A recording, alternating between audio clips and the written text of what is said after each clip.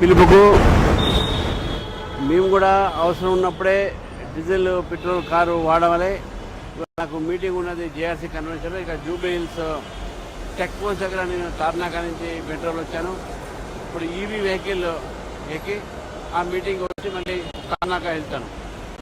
ప్రజల్ని కూడా నరేంద్ర మోదీ గారు హైదరాబాద్ నుంచి కోరారు మనం పెట్రోల్ డీజిల్ని ఆదా చేయాలని.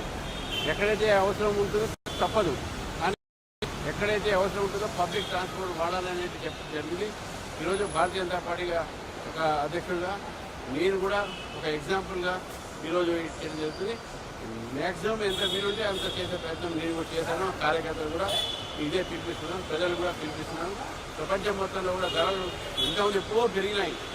ఇప్పుడు భారతదేశం 7 నెలల తర్వాత పెంచుతుంది కాబట్టి మనకు చాలా మంచి అవకాశం ఆర్థిక కాపాడడానికి నరేంద్ర మోదీ గారి మాట విన్నాము. దీన్ని మనం పాటిద్దామని చెప్పేసి కూడా ప్రజల్ని కోరుతాము.